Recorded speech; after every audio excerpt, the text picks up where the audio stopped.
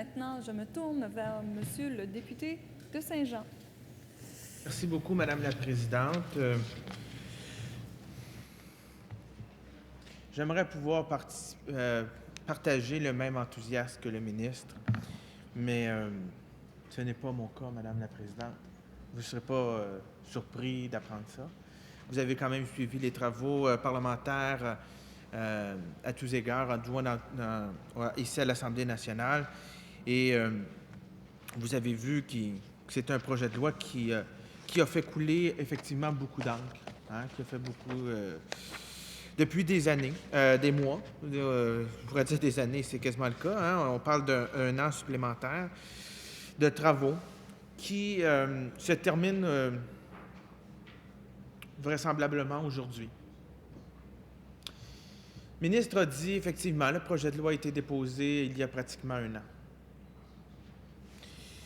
par son prédécesseur, le député de Jean Lesage, de Louis Hébert, pardonnez-moi. Jean Lesage, non, il n'est pas, je ne peux pas dire ça. Mais nous avons eu le collègue de Jean Lesage qui a participé effectivement à nos travaux en commission parlementaire. Je m'excuse du lapsus. Le projet de loi a été déposé par le député de Louis Hébert. Et à l'époque, il y avait une approche, et je parle du projet de loi, une approche dans la promotion qui a été faite autour du projet de loi, une approche punitive, une approche de sanction. Une approche en disant, nous allons économiser 50 millions de dollars. D'ailleurs, le nouveau ministre, lorsqu'il est arrivé ministre, il a eu à répondre à nos questions, il s'est vite empressé de mentionner qu'il n'y aurait pas une économie de 50 millions de dollars, mais plutôt pratiquement un coût de 50 millions de dollars pour appliquer le projet de loi. Lorsque le ministre est arrivé, le nouveau ministre en fonction,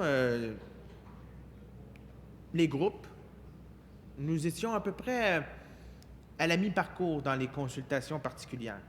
Puis d'ailleurs, Madame la Présidente, je vais juste faire une parenthèse à ce sujet-là.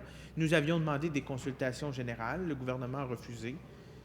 C'est le privilège du gouvernement d'accepter ou de refuser s'il y a des consultations particulières ou générales. Nous aurions aimé des consultations générales, je vais y revenir à ce sujet-là. Donc, nous étions à peu près à mi-parcours et à ce moment-là, les groupes, nous, les députés, les gens qui suivaient le projet de loi, voyaient un bon espoir, hein, un espoir l'arrivée du nouveau ministre. Parce que le nouveau ministre a une connaissance, quand même, il faut le dire, de ces questions. Il a écrit, il a réfléchi sur ces questions. Puis, à l'occasion, Madame la Présidente, j'ai eu en commission parlementaire assisté un de ses ouvrages, sûrement un des plus célèbres. D'ailleurs, le ministre m'a remercié à quelques reprises parce que je crois que les droits d'auteur, il a pu recevoir quelques chèques parce qu'on lui a fait tellement de publicité pour son livre qu'il y a eu sûrement une réédition de son livre. Mais le revenu garanti pour tous, introduction au principe de l'allocation universelle. J'ai même eu droit à une dédicace, Madame la Présidente, de son livre par le ministre. Et la dédicace, dans l'espoir d'une lecture attentive et éclairante. Mais j'ai lu le livre. Mais j'ai aussi lu le projet de loi.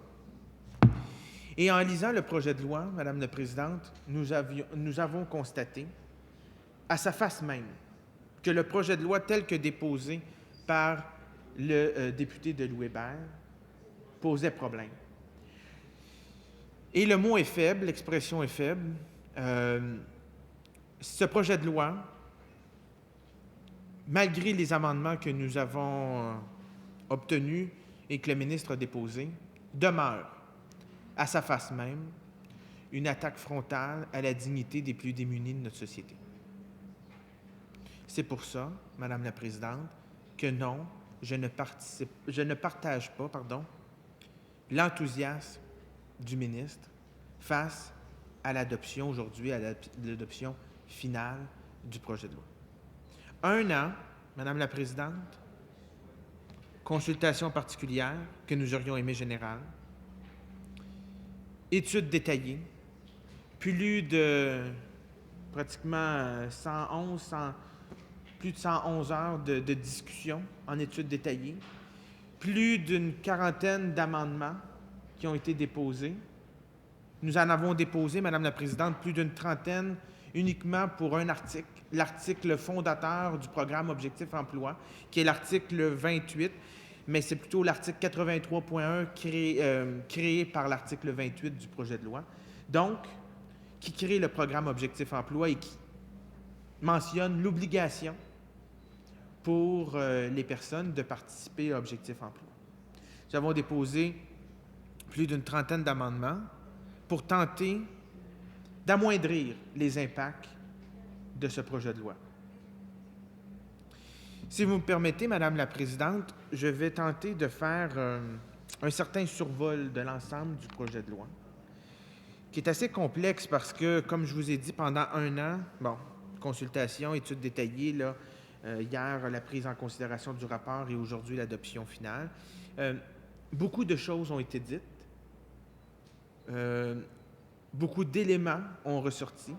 Je ne pourrais pas, dans le temps qui m'est imparti, même si on m'alloue une période d'une heure, je ne pourrais pas faire l'ensemble du portrait de ce projet de loi-là en une heure, parce que c'est résumé 111 heures de débat. À certains égards, à certains moments, disons qu'on s'est abrassé un peu, mais malgré tout dans le respect des personnes, mais aussi tenter de ne pas entretenir des préjugés à l'endroit des gens qui sont les plus démunis de notre société. Parce que c'est assez important aussi, Madame la Présidente, de faire en sorte, parce que ce projet de loi-là, il y a une première partie, je vais y revenir, mais la deuxième partie qui est selon nous la plus importante et la plus alarmante du projet de loi, c'est effectivement la réforme de l'aide sociale qui est proposée. Et lorsqu'on parle de réforme de l'aide sociale, lorsqu'on parle d'aide sociale, inévitablement, malheureusement, un certain nombre de personnes, volontairement ou non, peuvent véhiculer des préjugés, des perceptions que nous pouvons avoir à l'endroit des gens qui, malheureusement, sont à l'aide sociale. Donc, nous avons tenté, durant tout ce travail, durant cette année, de ne pas véhiculer. Je crois de part et d'autre de la Chambre, nous avons quand même, malgré tout, réussi, je crois, bien humblement, à ne pas faire ce genre d'amalgame. Donc, nous avons demandé des consultations générales, Madame la Présidente. Pourquoi? Parce que, selon nous, c'est un projet de loi qui affecte directement le portefeuille, même s'il est très mince, des plus démunis de notre société. Et selon nous, comme c'est un projet de loi qui affecte directement des personnes, le ministre, à quelques reprises, a mentionné 17 000 personnes par année, ça peut amener une personne jusqu'au dénuement total, il faut le dire, là, parce qu'il y a quand même des sanctions qui se rattachent à ce projet de loi-là, et dans certains cas, des sanctions jusqu'à la retenue du chèque au complet, donc de 100 %, ce qui est quand même une grosse sanction, Madame la Présidente. Donc, nous considérions, à l'époque, et nous considérons toujours, que des consultations générales auraient été une bonne pratique pour entendre les commentaires des gens, mais des groupes aussi, mais surtout parce que, selon nous, c'est deux projets de loi en un. D'ailleurs, nous avons déposé une motion de scission à ce sujet sur le projet de loi qui a été refusée par le gouvernement. Et ironie du sort, Madame la Présidente, lorsque nous avons adopté le dernier article, vous savez, Madame la Présidente, le dernier article, c'est, habituellement, là, une formule générale qui dit, les dispositions du projet de loi vont entrer en vigueur à telle date ou à tel moment. Et là, lorsqu'on lit le dernier article, il est mentionné « Les dispositions de la partie 1 de la présente loi entrent en vigueur le » indiqué ici la date de la sanction de la présente loi. Celles de la deuxième partie et de l'article 37 de la présente loi entreront en vigueur à la date ou aux dates déterminées par le gouvernement. Donc, à la face même, nous avons vu tout le long du projet de loi qu'il y avait 2 projets de loi en un. C'est la façon que le gouvernement a décidé de faire adopter son projet de loi. C'est leur façon. On l'a dénoncé. Maintenant, nous sommes devant un fait accompli, donc nous n'avons pas eu le choix d'étudier un projet de loi, mais qui, dans les faits, est 2 projets de loi. Et selon nous, des consultations générales nous auraient permis de passer davantage de temps à poser des questions au groupe sur la partie du projet de loi qui les interpellait d'emblée, parce qu'effectivement, des groupes se sont présentés, un certain nombre de groupes, mais avaient davantage de choses à dire sur la première partie ou sur la deuxième partie. Et rares les groupes sont ceux qui avaient des choses à dire sur les 2 parties, parce que, somme toute, ça couvre quand même 2 champs d'expertise différents, même si ça relève du même ministère.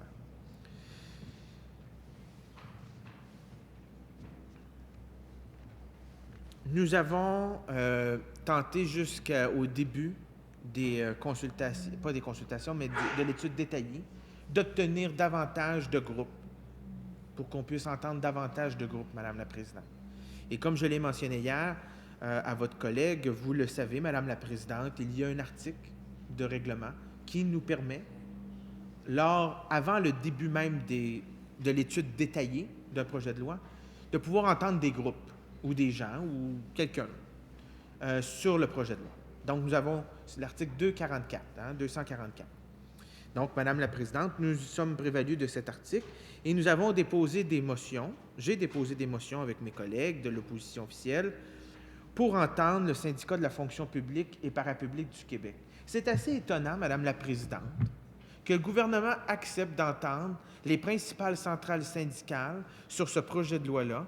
Oui, parce qu'ils sont touchés dans la première partie du projet de loi avec la Commission des partenaires du marché du travail. Donc, nous avons appuyé cette demande d'entendre les principales centrales syndicales du Québec. Mais la centrale syndicale du Québec, qui est touchée dans les 2 parties du projet de loi, qui fait en sorte que c'est un peu l'exception à la règle de ce que je vous ai mentionné précédemment, que rares les groupes sont ceux qui avaient des choses à dire sur les 2 parties du projet de loi. Mais le SFPQ, lui, avait des choses à dire sur les 2 parties du projet de loi. Pourquoi? Parce que la première partie du projet de loi abolit Emploi Québec, et ils sont principalement touchés. Ils représentent les agents dans les centres locaux d'emploi, donc Emploi Québec. Autre partie, Madame la Présidente, sur l'aide sociale, ils représentent les gens qui vont appliquer cette loi-là. Donc, ils avaient des choses à nous dire. Mais étrangement, je ne sais pas encore pourquoi, le gouvernement, tant l'ancien ministre que le nouveau ministre, ont refusé d'entendre les représentants du syndicat de la fonction publique du Québec. Moi, je crois, Madame la Présidente, qu'il y a un problème. Il y a un problème. Parce que les gens qui sont sur le terrain, là, qui auraient pu nous éclairer pour faire en sorte que le projet de loi soit amélioré, soit peut-être plus efficace, qu'on puisse poser des questions peut-être plus pointues, plus techniques sur comment ça se passe sur le terrain, mais je crois que ça aurait été une bonne chose de les entendre. Tellement une bonne chose, Madame la Présidente, de les entendre, que le ministre, lui, comme ministre, il a le droit de le faire, a fait une tournée des centres locaux d'emploi pour entendre les agents sur le terrain pour essayer de trouver des réponses à son projet de loi. Donc, se servant de son privilège de ministre avec le droit de pouvoir entendre les fonctionnaires, donc des agents des centres locaux d'emploi, a pu développer une certaine expertise, une connaissance plus approfondie des choses. Mais vous savez, Madame la Présidente, que nous aussitôt qu'on arrive là, comme porte-parole de l'opposition officielle, on ne peut pas, là, on ne peut pas aller faire de la politique dans des centres locaux d'emploi. Donc, nous étions malheureusement pas, Madame la Présidente, à égalité sur cette question-là. Et je crois que pour les citoyens qui suivaient nos travaux, parce qu'il y en a un certain nombre de citoyens qui ont suivi nos travaux, Madame la Présidente, pour avoir reçu plusieurs messages durant les nombreuses heures de discussion. Il y avait beaucoup de citoyens de groupes qui suivaient nos travaux. D'ailleurs, une citoyenne, je vais en profiter pour la saluer, Viviane Labrie, spécialiste de la question, Madame la Présidente, depuis des années. Elle suit tous les travaux entourant les questions de lutte à la pauvreté. Elle a écrit plusieurs articles dans des différents blogs. Elle a participé pratiquement à l'ensemble des heures de discussion de la commission parlementaire. peu importe la salle où nous étions, là, soit la salle des premiers ministres où l'accès est plus difficile, les autres salles, La Fontaine ou à Papineau, elle était présente physiquement pour suivre les travaux parce qu'elle considérait que c'était un enjeu important. D'ailleurs, je la salue pour l'ensemble de son travail parce qu'elle a quand même, malgré tout, elle n'est pas heureuse du projet de loi, elle non plus, mais elle a pu, par ses commentaires et ses écrits, elle nous a écrit à plusieurs reprises en commission parlementaire auprès de la secrétaire, qu'elle a déposé des correspondances. Elle a pu nous amener des arguments, mais aussi des idées pour améliorer le projet de loi, même si à la base, elle était contre et opposée au projet de loi. Nous avons demandé d'entendre le collectif autonome des Carrefour Jeunesse Emploi, Madame la Présidente. Je l'ai expliqué hier, rapidement. Nous avons entendu le réseau des Carrefour Jeunesse Emploi. Cependant, quand même, sur les 110 Carrefour Jeunesse Emploi au Québec, un certain nombre sont membres du collectif, près d'une trentaine. Et à ce moment-ci, on considérait important d'entendre l'autre voix des Carrefour Jeunesse Emploi, parce que c'est les Carrefour Jeunesse Emploi qui, principalement, devront ou auront un rôle à jouer important pour appliquer le projet de loi 70, la partie 2, donc avec le programme Objectif Emploi. D'ailleurs, le ministre l'a mentionné dans ses remarques, que l'entente avec les Carrefour Jeunesse Emploi était une pierre angulaire pour pouvoir appliquer ce projet de loi-là. Donc, de pouvoir entendre, Madame la Présidente, le collectif autonome des Carrefour Jeunesse Emploi aurait été apprécié. Nous avons demandé d'entendre l'Ordre des travailleurs sociaux et thérapeutes conjugaux et familiaux du Québec. Ils sont sur le terrain. Ils sont dans les organismes, dans les CLSC. C'est eux qui ont une connaissance fine et pointue des réalités. Ils auraient pu nous alimenter d'une façon appréciable encore là. Nous avons demandé d'entendre le réseau Solidarité Itinérance du Québec et le réseau d'aide aux personnes seules et itinérantes de Montréal, donc le RSIC et le RAPSIM, parce que selon nous, une des principales clientèles, même si je n'aime pas dire ce mot-là, mais du moins les principaux citoyens qui seront affectés négativement par le projet de loi 70, la réforme d'aide sociale, c'est les personnes vivant une situation d'itinérance.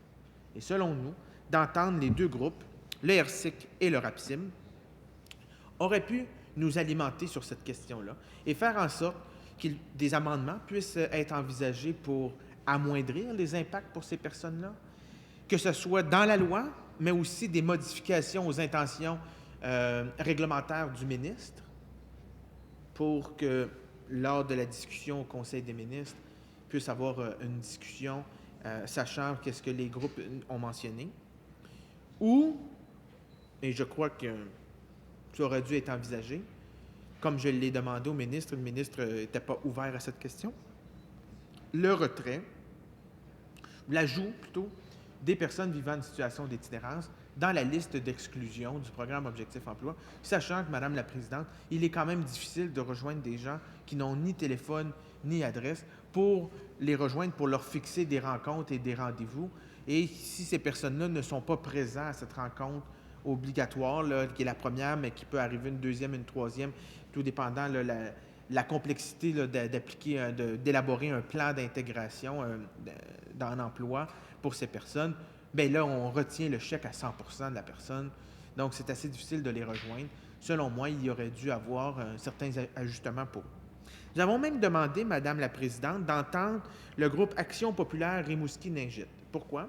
Parce que c'est un groupe qui avait un très bon mémoire. D'autres groupes avaient des excellents mémoires aussi. Mais nous avons tenté d'avoir au moins un groupe local, régional, pour avoir, oui, une vision nationale là, des groupes que nous avons, mais aussi un groupe qui est sur le terrain, dans une région plus éloignée des grands centres, disons-le, qui a une réalité particulière, la distance, toute la question du transport, etc., l'accès aux services des centres locaux d'emploi, des organismes communautaires, etc. Donc, et comme c'est plus compliqué, question de transport due à la distance et l'éloignement des grands centres, on aurait apprécié d'entendre ce groupe. Donc, toutes ces demandes-là, Madame la Présidente, vous ne serez pas surpris, le ministre a rejeté l'ensemble de nos demandes à ce sujet. Si je vais un peu plus détaillé sur les articles, Madame la Présidente, à l'article 2, nous avons eu un long débat, une longue discussion sur la discussion entre la main-d'œuvre actuelle et la main-d'œuvre future. Vous savez, il y a une loi au Québec qu'on appelle dans le jargon populaire la loi du 1 %. La loi du 1 % fait en sorte que toute entreprise qui a une masse salariale, à l'époque d'1 million de dollars et plus, maintenant avec le dernier budget de 2 millions de dollars et plus, doit verser 1 % pour des activités de formation continue, pour ses employés. Soit que l'entreprise paie des activités elle-même et l'offre à ses employés directement, ou s'il n'y a pas de personne selon l'entreprise qui mérite ou pas qui mérite, c'est pas un bon terme, mais qui a besoin, nécessite une telle activité de formation, ou que l'entreprise ne veut pas le faire, c'est trop compliqué, ou il n'y a pas de personnes. Des fois, dans nos entreprises, ils n'ont pas toutes des directions des ressources humaines, etc. Donc, ça peut être compliqué pour elles. Donc, elles peuvent directement l'envoyer à la Commission des partenaires du marché du travail, là, dans un fonds national. Pour résumer, on va s'expliquer ça comme ça. Le projet de loi 70 permet maintenant que toute activité de formation soit directement payée par les entreprises ou directement par le Fonds national s'adresse à la main-d'œuvre non plus uniquement actuelle, mais aussi future. On a eu un long débat. Le ministre, hier d'ailleurs, quand j'ai abordé cette question-là, est revenu là, à la charge là, pour expliquer cette question-là. Et moi, je crois, Madame la Présidente, qu'il y a quand même un risque. Il y a quand même un risque que la main-d'œuvre actuelle soit pénalisée au profit de la main-d'œuvre future. Et je ne veux pas, Madame la Présidente, que par ce propos que je viens de tenir, on puisse interpréter que je m'oppose à des activités de formation ou à de la formation ou à des stages pour la main-d'œuvre future. Cependant, il y a une enveloppe gérée par la Commission des partenaires du marché du travail dédiée pour des activités pour la formation, pour la main-d'œuvre actuellement en emploi. Donc, des gens qui ne sont plus sur les bancs d'école, qui ne sont pas dans les centres de formation professionnelle, qui ne sont plus au cégep, qui ne sont plus à l'université. Donc, pour faire en sorte qu'on puisse favoriser la francisation, l'alphabétisation, s'adapter aux nouvelles technologies. Hein? Des fois, des usines dans les entreprises vont changer leurs plans dans les usines, donc par des nouveaux équipements, nouvelles machineries, peu importe. Donc, ça demande nécessairement une adaptation pour les personnes, surtout des personnes, ça fait des années qu'ils sont dans l'entreprise, puis il y a un changement de culture organisationnelle ou autre. Ça prend capable de s'adapter à tout ça. Donc, moi, je crois encore que c'est une bonne chose que le gouvernement, soit par les entreprises directement ou par le fonds, lance un message. La formation continue, c'est important. Surtout qu'on n'est pas les plus avancés sur la planète sur cette question-là, Madame la Présidente. On a encore un bon chemin à faire pour arriver à de bonnes fins. Donc, parce qu'il y a la main-d'œuvre future, Madame la Présidente, juste pour vous donner un ordre de grandeur, selon les chiffres du ministre, 370 000 jeunes, 115 000 Québécois issus de l'immigration, 60 000 chômeurs, 50 000 aînés. C'est des milliers de personnes là, qui vont s'ajouter pour cette offre de formation-là. Et comme je vous ai dit, Madame la Présidente, comme l'entreprise qui a une masse salariale de 1 million à 2 millions, maintenant n'aura plus à cotiser ou ne sera plus obligée d'en faire. Elle peut le faire, mais elle ne sera plus obligée. Donc, il y a quand même moins d'argent dans le pot pour plus de monde à desservir. Donc, nous avons une crainte là-dessus, Madame la Présidente.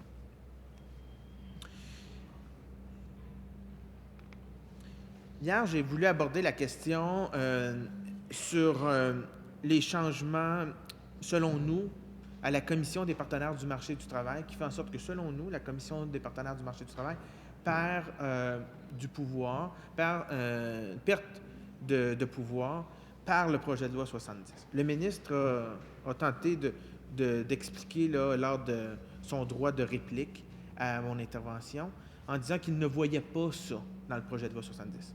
Certains articles, je vais vous mentionner, selon nous, à notre lecture, c'est qu'ils posent problème dans la perte de pouvoir de la Commission des partenaires du marché du travail. L'article 6, sur la question des changements dans les règlements de la Commission des partenaires du marché du travail, le gouvernement peut approuver avec ou sans modification les changements de règlement proposés par la Commission des partenaires du marché du travail. Nous avons demandé que ces changements, qui est le Conseil des ministres, parce que lorsqu'on parle de gouvernement dans un projet de loi, on parle du Conseil des ministres, que ces changements, ces modifications-là, soient faites après le consentement de la Commission. Parce que la Commission envoie au gouvernement une proposition de changement de règlement, puis le Conseil des ministres décide quelque chose complètement différent de ça, sans avoir dialogué avec la Commission ou avoir son autorisation sur la façon de faire. Bon, le ministre a dit non, nous nous opposons à ça. Je pourrais vous dire l'article 10, Madame la Présidente. La fonction de la Commission des partenaires du marché du travail.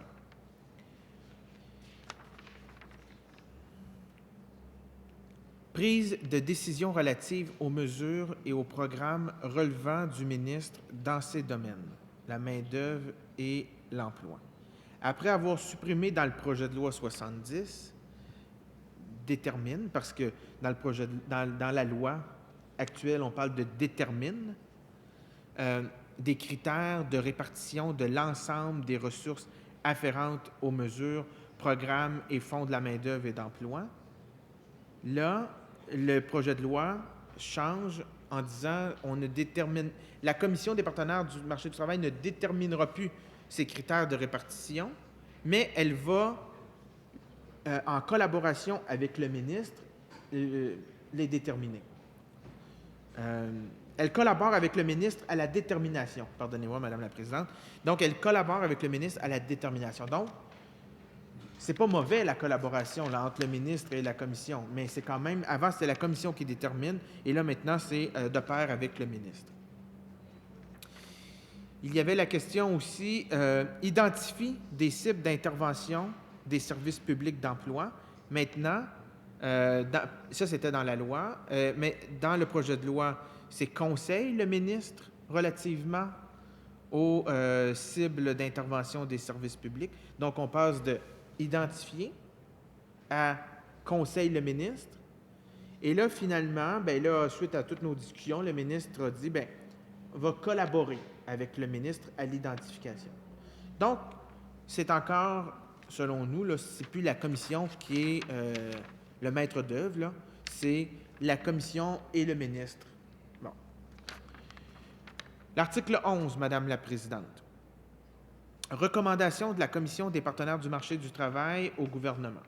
Bon, sur la question de répondre aux besoins du marché du travail, nos collègues de la deuxième opposition ont demandé que ça soit inclus là, dans le rapport annuel de gestion de la Commission des partenaires du marché du travail, fait état des recommandations et, selon le cas, du rapport ou des motifs visés au premier alinéa. Nous avons demandé, parce que c'est assez important, la Commission des partenaires du marché du travail fait des recommandations, peut faire des recommandations au gouvernement pour répondre aux besoins du marché du travail, dans ses politiques, ses lois, peu importe. Le Conseil des ministres étudie ça. Un ministre étudie ça. Et là, on n'avait plus de suite de ça. Il pouvait envoyer des recommandations. Les collègues de la deuxième opposition ont dit, on veut que ça soit mentionné dans le rapport annuel de gestion de la Commission, toutes les demandes qui ont été faites, les recommandations qui ont été faites, pour qu'on puisse faire un suivi, nous, comme parlementaires, ou les gens qui sont concernés par ces questions. Nous avons demandé d'ajouter que pas uniquement les recommandations soient incluses dans le rapport, mais que les suites données à ces recommandations-là se retrouvent, elles aussi, dans le rapport de la Commission. Sur la composition de la Commission des partenaires du marché du travail, nous avons obtenu, Madame la Présidente, vous allez sûrement être heureuse d'entendre ce gain que nous avons obtenu, que l'ensemble des nominations pour la Commission des partenaires du marché du travail doivent tendre à une parité entre les femmes et les hommes, ce qui n'était pas le cas actuellement. Nous avons demandé, nous avons obtenu, le ministre a accepté notre amendement. Encore là, une perte de pouvoir selon nous à la Commission des partenaires du marché du travail. 6 membres représentent la main-d'œuvre québécoise choisie après recommandation des associations de salariés les plus représentatifs. Bien, Madame la Présidente, maintenant, ce n'est plus après recommandation, mais c'est après consultation. Donc, à nos yeux, c'est quand même une perte de pouvoir de la Commission.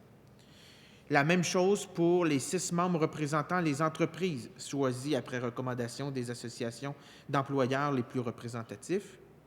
Bien, ce n'est plus sous recommandation, après recommandation, mais c'est bien consultation. Il y a aussi la question à l'article 17, Madame la Présidente, sur la composition des conseils régionaux de la Commission des partenaires du marché du travail. Donc, la même chose sur les associations, sur les représentants des salariés, sur les représentants des employeurs. Nous avons cependant obtenu quelques gains sur les conseils régionaux de la Commission des partenaires du marché du travail. Madame la Présidente, nous avons obtenu qu'un membre représentatif de la réalité économique soit plutôt appelé à être un membre représentatif du développement local. Parce que selon nous, au Parti québécois, il y a une différence entre le développement économique et la réalité économique et le développement local. Le développement local, selon nous, inclut, oui, la réalité économique, mais a une vision aussi plus large des enjeux. Donc, ça ouvre la porte à quelqu'un qui est peut-être soit dans un MRC, éventuellement, bon, un ancien CLD, etc., mais ça peut avoir aussi un impact là, d'avoir cette possibilité pour des régions qui nécessitent cette particularité, Madame la Présidente. Nous avons aussi obtenu l'amendement miroir, si on peut dire, pour la parité entre les femmes et les hommes pour les conseils régionaux de la Commission des partenaires du marché du travail. Et nous avons obtenu, après de nombreuses discussions tellement longues que même le ministre lui-même ne se souvenait plus que nous avions eu cette discussion lorsqu'il a amené cet amendement-là, pour avoir un représentant du ministère de l'Éducation, du loisir et du sport et du ministère de l'Enseignement supérieur, de la recherche, de la science et de la technologie, qui sera désigné maintenant conjointement par le sous-ministre de chacun de ces ministères. Donc, Madame la Présidente, c'était quelques mentions là, sur la Commission des partenaires du marché du travail. Je vois le temps filer, Madame la Présidente. J'aimerais aborder maintenant la question des centres locaux d'emploi et d'Emploi Québec. J'ai abordé la question précédemment, Madame la Présidente, en disant que, selon nous, à notre lecture, le projet de loi 70 allait abolir Emploi Québec. À force de poser des questions, on s'est aperçu que ce n'était peut-être pas nécessairement le cas. D'ailleurs, le ministre l'a répété encore hier, que l'identifiant, Emploi Québec, la raison, Emploi Québec, sera encore présente et partout sur le territoire du Québec. Mais nous avions des craintes sur la prestation des services publics d'emploi. En retirant tous les articles concernant Emploi Québec, on retirait aussi que cette prestation des services publics d'emploi se fasse soit par des entités d'Emploi Québec. Donc, ça s'était retiré, ce n'était plus dans la loi maintenant. Et nous avions des craintes que ça puisse soit être transféré à d'autres organismes ou à du privé, même à la rigueur, ça pourrait être en sous-traitance. Donc, le ministre a accepté finalement, après de nombreuses discussions, un amendement que nous avons déposé qui fait en sorte qu'un nouvel article qui a été créé, l'article 8.1, donc la prestation des services publics d'emploi se fera dans les centres locaux, à lire centres locaux d'emploi, parce que l'appellation centre local d'emploi n'est pas dans aucune loi au Québec. Là, c'est une appellation là, qui est selon la pratique du ministère, mais ce n'est pas dans la loi. Donc, on sous-entend que c'est des centres locaux d'emploi. Donc, nous avons obtenu ce gain, Madame la Présidente. Nous avons obtenu aussi, sur Emploi Québec, que toutes les données sur l'emploi, qui actuellement, c'est assez simple, on lit le rapport d'Emploi Québec, on est capable de voir dans l'année ce qui s'est passé et l'évolution de la situation de l'emploi. En étant intégré maintenant au ministère du Travail, de l'Emploi et de la Solidarité sociale, selon nous, ça pouvait rendre compliqué la recherche d'informations sur les données de l'emploi. Donc, le ministre a accepté, suite à notre discussion, que, qu'on puisse trouver une section vraiment sur les chiffres de l'emploi dans le rapport annuel du ministère. Donc, ça fait en sorte que nous allons pouvoir continuer à obtenir d'une façon plus claire, plus précise, les données proprement dit là, sur l'emploi.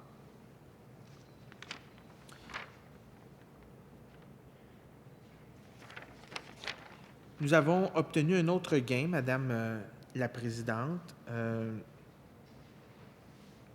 un nouvel article, l'article 17.0.1,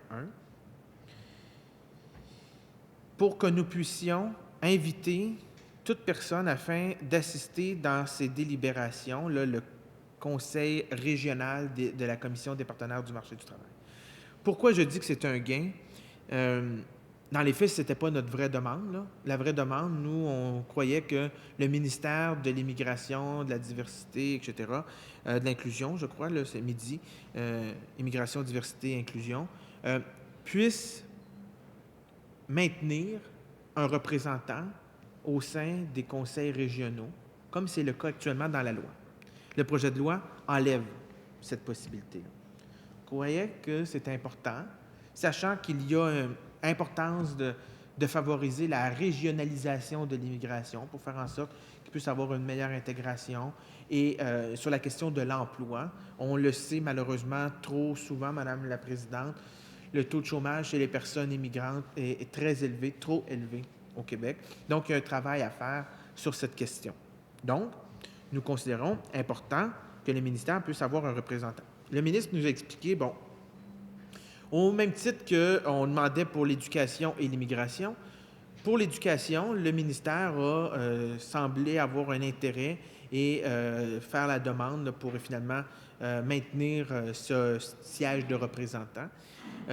Sur la question de l'immigration, c'était peut-être plus compliqué parce que, bon, il y a eu quand même de nombreuses fermetures là, des directions régionales en immigration du Midi. Et ça faisait en sorte que ça pouvait être compliqué de pouvoir déléguer des représentants un peu partout sur les conseils régionaux. Donc, le ministre nous a dit, bien, ils peuvent être présents. Et on s'est aperçu dans la loi, en lisant, dans le projet de loi, plutôt, dans le projet de loi, en lisant le projet de loi, que ce n'est pas prévu, là, puis ni dans la loi, que les conseils régionaux puissent inviter quelqu'un pour échanger sur une question plus précise, disons. Donc, le ministre, finalement, a accepté là, d'ajouter cet amendement. Article 17.1, Madame la Présidente. Un autre gain que nous avons obtenu, le ministre invite des représentants des conseils régionaux, des partenaires du marché du travail à faire partie du comité d'évaluation mis en place aux fins de combler un poste de direction régionale ou un poste de directeur local au sein du ministère. Donc, faire en sorte que les représentants du conseil régional, des conseils régionaux de la Commission des partenaires du marché du travail puissent être présents aux délibérations et au comité d'évaluation pour la nomination soit d'un directeur régional, d'un directeur local, d'un poste, donc à lire là, quelqu'un là, qui dirigera un clé ou un directeur régional là, du ministère.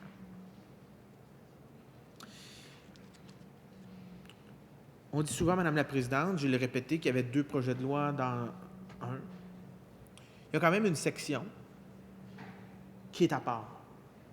Tout l'assouplissement des règles pour les personnes prestataires de la solidarité sociale. Donc, ce qu'on appelle les contraintes sévères en emploi. Donc, les prestataires de la solidarité sociale, actuellement, quelqu'un qui reçoit par héritage un montant, mais qui est versé sous forme de rente, était pénalisé. Donc, était coupé de sa prestation d'un montant là, en fonction des règles établies. Donc, le projet de loi élimine cette question-là. Donc, quelqu'un qui recevait un héritage de 10 000 d'un coup, ou quelqu'un qui recevait un 10 000 mais sous forme de rente, bien, celui qui le recevait d'un coup, lui, n'était pas pénalisé, et celui qui le recevait sous forme de rente était pénalisé. C'est le même montant en bout de ligne, Madame la Présidente. On s'entend. Donc, différents éléments comme ça que la loi a modifiés, et ça, là-dessus, on a souligné que c'était des bonnes choses. C'était des bonnes choses. Ça faisait suite d'ailleurs, dans plusieurs des cas, à des recommandations de la protectrice du citoyen qui avait demandé ça dans ses rapports et que le gouvernement a été de l'avant pour corriger la situation. Cependant, Madame la Présidente, l'article 26, le gouvernement peut, par règlement, prévoir des règles assouplies applicables aux prestataires du programme, programme Solidarité sociale, on s'entend, du programme, en ce qui concerne notamment la possession de biens, d'avoirs liquides, de sommes versées dans un régime de retraite ou d'actifs reçus par succession, les revenus tirés d'articles reçus par succession et les conditions d'admissibilité à certaines prestations spéciales.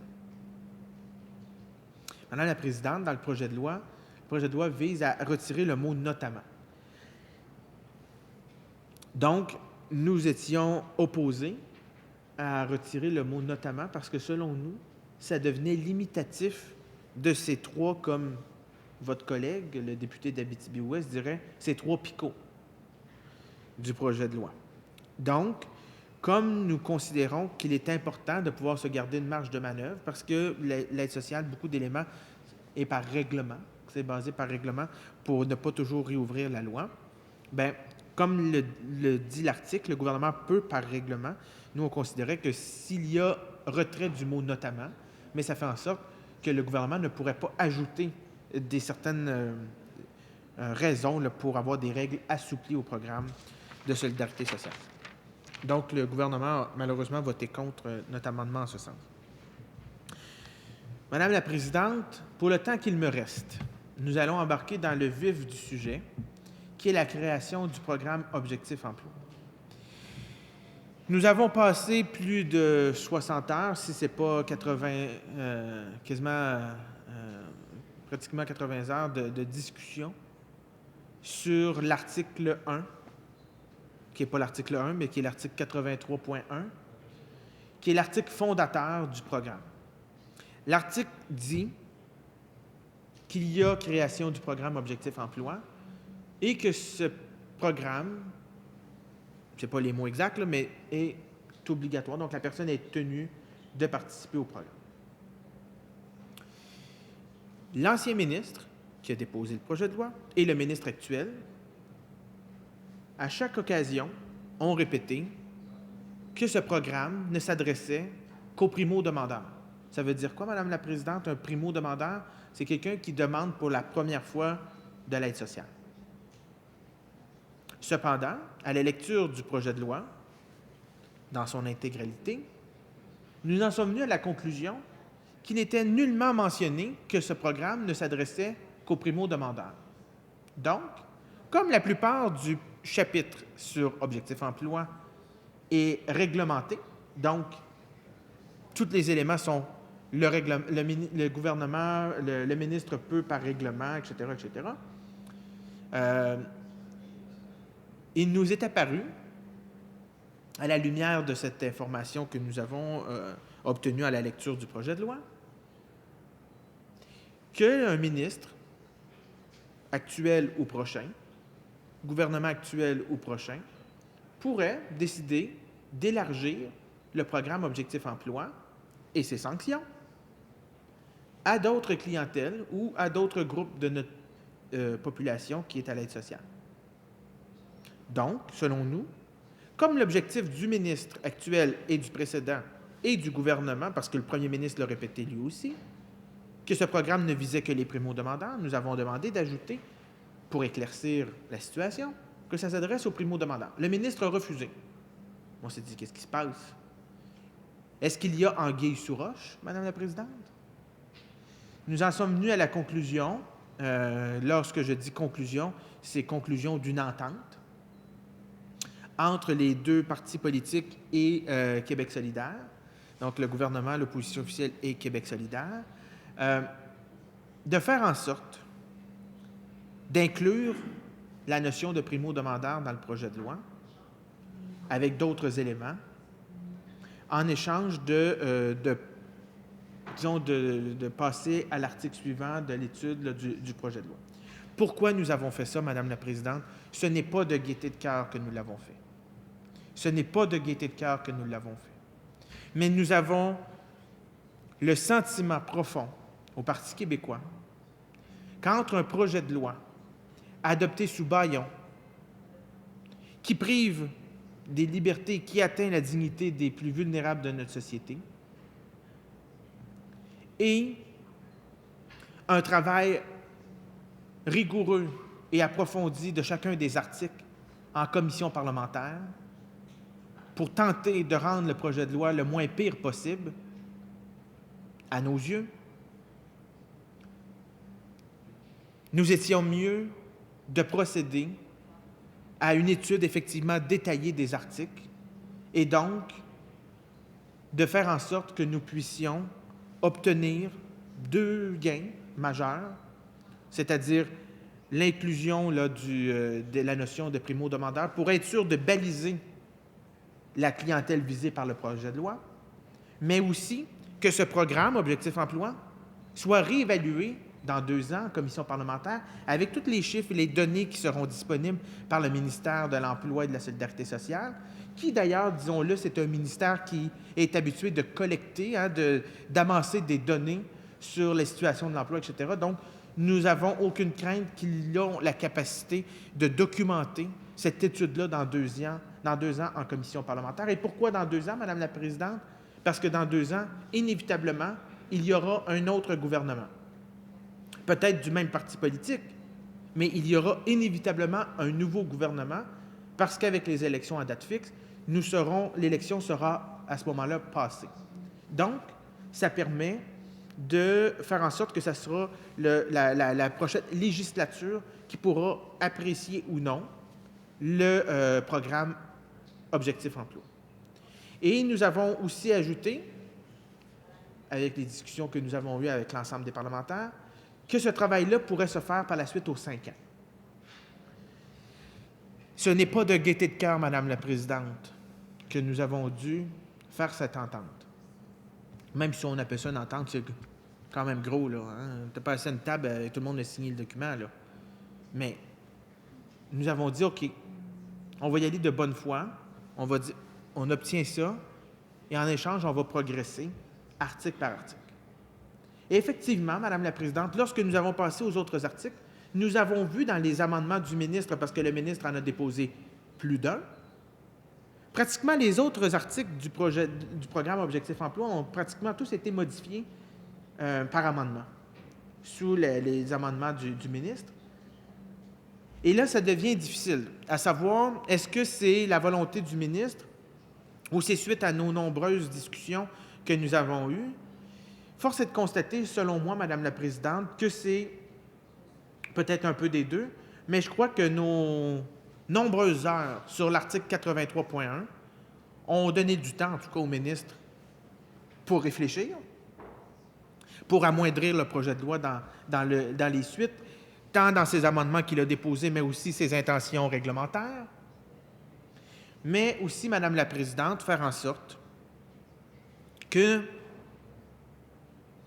la voix des députés de l'opposition, du Parti québécois, de Québec solidaire, puisse se retrouver, nous portons la voix des groupes et des citoyens là, que nous avons entendus, puisse se traduire par un certain nombre d'amendements. Et oui, il y en a eu. Il y en a eu sur la question, entre autres, de la contestation. On s'est aperçu, Madame la Présidente, en étudiant le projet de loi, qu'il y a une possibilité pour un participant au programme Objectif Emploi de demander une révision de son plan d'intégration en emploi. Il y a un délai de 30 jours pour le faire. Après 30 jours, il y a une période, elle peut le faire avant, mais elle a jusqu'à 30 jours pour déposer sa demande. Par la suite, un certain nombre de jours sont requis par le ministère pour évaluer cette dite demande. Nous nous sommes aperçus, Madame la Présidente, en lisant le projet de loi, que les sanctions pouvaient s'appliquer dans la période qui est prévue pour la personne pour faire sa demande de révision du plan. Je m'explique, Madame la Présidente. La personne qui fait sa demande à l'aide sociale fait sa demande à l'aide sociale comme c'est le cas actuellement. Elle est primo-demandeur. Bien, tout d'abord, elle est éligible à l'aide sociale et en plus, elle est primo-demandeur. On la dirige obligatoirement au programme Objectif Emploi. Dans le programme Objectif Emploi, on va lui élaborer avec elle un accompagnement, là, qu'on dit, un accompagnement personnalisé pour élaborer son plan d'intégration en emploi. Et son plan d'intégration en emploi peut comprendre 3 volets. Premier volet, recherche intensive d'un emploi. Deuxième, acquisition de compétences et formation. Troisième, développement des habiletés sociales. Pour chacun des parcours, Madame la Présidente, il y a des montants, là, des allocations de participation qui sont prévus là, pour y arriver. Là, Madame la Présidente, là, j'ai l'air de me chercher, c'est un peu le cas, là, mais c'est pas grave, je vais y aller de mémoire. Mais le premier parcours, j'aurais pu vous montrer un tableau didactique ici, là, ça aurait mis un peu d'entrain dans la discussion. Madame la Présidente, mais le ministre nous a habitués au tableau à plusieurs reprises, donc inévitablement, nous n'avons pas pu passer toutes ces nombreuses heures sans la présentation de différents tableaux par le ministre, Madame la Présidente, mais il y en a un qu'on a travaillé quand même assez longuement. Et là, je l'ai trouvé en vous parlant, Madame la Présidente. C'est ce tableau-ci, là. Bon, les 3 parcours. Parcours. Bon. Le premier, c'est une allocation supplémentaire de 165 $. Hier, j'ai mentionné 195 $. Je m'excuse, c'est 165 $. Donc, pour la recherche intensive d'un emploi, pour la formation, le terme exact, là, formation, acquisition de compétences, 260 $, et pour le développement des habiletés sociales, 165 $. Donc, la personne est orientée vers un des parcours, vers 2 des parcours ou vers les 3. Exemple, une personne qui a une certaine dépendance, toxicomanie, par exemple, qui fait en sorte que ça freine ses capacités ou sa volonté de retourner aux études pour terminer, obtenir un diplôme, pour faire en sorte qu'elle puisse se rechercher un emploi, bien, ça se peut qu'elle fasse les 3 parcours. On va régler en premier, si elle est, bien là, tout dépendant, là, les dépendances, là, si elle est d'un ordre assez important, là, la dépendance, le ministre nous a expliqué qu'elle pourrait être considérée comme inapte, là, donc elle serait exclue du programme Objectif Emploi. Parce que le ministre a ajouté des exclusions qui n'étaient pas dans le projet de loi, mais qui est dans les intentions réglementaires qu'il nous a déposées. Après de nombreuses reprises de discussions pour avoir ces intentions réglementaires, Madame la Présidente. On a vu quelques amendements là-dessus et quelques heures de discussion pour avoir les intentions réglementaires du ministre. Mais bon, on les a obtenues finalement parce qu'on était... le ministre nous a dit, si vous êtes fin, si vous êtes gentil, là, on va vous les dévoiler. Donc, ça a l'air que là, on a été plus gentil parce que finalement, on les a obtenues au fur et à mesure, les intentions réglementaires, Madame la Présidente. Donc, la personne, si elle a une dépendance, elle pourrait être dans le 3e parcours. Ou si la personne n'a pas de logement, le fait de ne pas avoir de logement pourrait affecter, là, tu es obligé de séjourner chez un ami à un autre, la parenté, ça peut poser problème pour être aux études, etc. Donc, elle peut passer par le développement des habiletés sociales pour le temps qu'elle règle ce problème en question. Par la suite, elle peut retourner aux études si elle en a besoin. Puis, par la suite, la recherche intensive d'un emploi, tout ça, une période de 12 mois avec une extension possible à 24 mois. Donc, maximal 24 mois. Pour fixer ce plan d'intégration, Madame la Présidente, lorsque la personne est acceptée à l'aide sociale, il doit avoir une rencontre. Et là, c'est là que le bas blesse, Madame la Présidente. Parce qu'en plus des sanctions annoncées par l'ancien ministre, que là, on disait, on va couper 50% du chèque, ah ouais, donc, le nouveau ministre a dit, on va y aller moins drastiquement, là, on va y aller par étapes. Première sanction, la personne n'est pas présente à sa formation après quelques jours, on lui coupe 56 $. Bien, elle a pas son allocation de participation de 260 $, mais on lui coupe 56 $. Deuxième offense, 112. Troisième, 224. Donc, ça amène la personne à vivre, je vous rappelle, 623 $, Madame la Présidente, prestation de base à l'aide sociale. Donc, la personne va vivre avec moins de 400 $ par mois. Va vivre avec c'est pas vivre. C'est tenter de survivre avec moins de 400 $ par mois. Aucun loyer. On peut payer aucun loyer avec moins de 400 $, se nourrir, se vêtir, se chauffer. C'est pas possible, Madame la Présidente. Et comme si ce n'était pas suffisant, et c'est là que je vous dis que le bas blesse, le ministre, là, on a tellement fait de discussions, là, puis on a tellement là, demandé d'en retirer les sanctions, puis que les groupes l'ont demandé, mais le ministre, comme solution, a trouvé, dit, finalement, il en parle tellement des sanctions qu'on va en ajouter une autre. Puis celle-là, là, ça va être la meilleure. On va retenir le chèque au complet d'aide sociale si la personne ne se présente pas à la rencontre d'élaboration du plan d'intégration en emploi. On va lui donner un chèque d'aide sociale le premier mois, 623 $. Elle ne se présente pas à rencontre, on y retient le deuxième mois. Elle ne se présente pas, elle n'a plus d'aide sociale. Elle se présente, si ça fait moins d'un mois, on va y donner. Si ça fait plus d'un mois, bien, elle va avoir perdu ce mois-là, puis elle va continuer. Madame la Présidente, on ne peut pas gérer de cette façon-là un programme aussi important, aussi délicat, aussi sensible qu'un programme d'aide sociale. Parce que les cas sont différents. Parce qu'il y a des réalités humaines qui font en sorte qu'une personne, à un moment de sa vie, pas par choix, mais par obligation, elle accepte difficilement, dans bien des cas, d'être contrainte de se présenter là, pour demander de l'aide sociale. Et ça se peut que pour des raisons qu'on n'a pas à juger ici, par des mauvaises expériences qu'elle a vécues, par des difficultés qu'elle peut avoir, ça se peut qu'à un certain moment, même si elle a fait toutes ses démarches, elle a demandé son aide sociale, tout ça, ça se peut qu'à un moment donné, là, ben, elle recule. Puis qu'elle dit « Wow, là, non, moi, je ne suis pas prête, là. » On a eu des témoignages très touchants des gens, des réseaux, le regroupement des Auberges du Cœur, qui nous ont dit des jeunes qui arrivent avec 2 sacs verts, là, c'est ça qu'ils ont, là. C'est ça leurs actifs, là. Puis ces jeunes-là, là, ils sont poqués, là. Puis là, on va leur dire, là, OK, t'embarques dans une recherche intensive d'un emploi. Ils ne savent pas ce qu'ils veulent faire, Madame la Présidente. Ils ne savent pas où est-ce qu'ils vont aller habiter. Ils ne savent pas. Ce n'est pas de leur faute. Ils ont besoin d'aide, Madame la Présidente, pas des sanctions. Et c'est pour ça qu'on s'est toujours opposé au projet de loi 70. Parce que selon nous, il est impossible de vivre au Québec avec moins de 623 $ par mois, qui est la prestation de base à l'aide sociale. Puis savoir, Madame la Présidente, et ça, on ne l'a pas assez mentionné, il faut savoir que par le passé, cette prestation d'aide sociale a déjà été sanctionnée par différents gouvernements, et ça fait en sorte qu'on sanctionne une prestation déjà sanctionnée. C'est ça la réalité, Madame la Présidente. Si nous avions suivi l'indexation ou l'augmentation normale, la prestation d'aide sociale ne serait pas à 623 $ si on avait suivi depuis les années 70.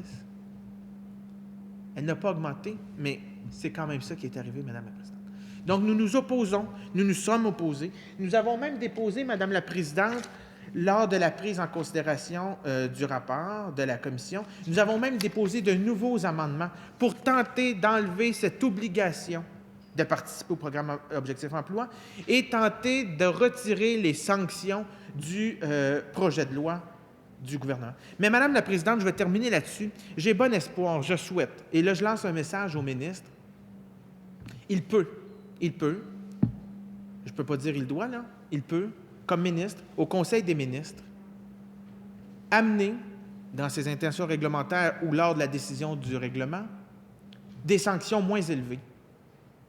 Parce que le montant n'est pas dans le projet de loi, c'est par règlement. Et je l'invite à réfléchir sérieusement, Madame la Présidente, à la question, pour faire en sorte que les sanctions prévues, qui sont les mêmes que les sanctions prévues actuellement pour quelqu'un qui fraude l'aide sociale, le ministre a dit que ce n'était pas moralement la même ampleur. Mais dans les faits, monétairement, c'est la même sanction. Et je crois que le ministre a le devoir de réfléchir à cette question et faire en sorte qu'il puisse amoindrir l'impact de ces sanctions pour les personnes du programme Objectif Emploi. Et en terminant, Madame la Présidente, un dernier message, un dernier souhait. Le projet de loi a été déposé quelques jours avant les fêtes. Et ça a forcé les organismes à se mobiliser, à organiser leur mémoire durant la période des fêtes. Moment difficile pour des organismes qui crèvent déjà de faim. Est-ce que le ministre pourrait s'assurer que le règlement ne soit pas déposé au même moment de l'année pour que les organismes puissent aussi s'organiser et parler avec les personnes pour s'assurer que le travail se fasse correctement et dans la dignité le plus possible? Merci beaucoup, Madame la Présidente. Alors, merci, Monsieur le député de Saint-Jean.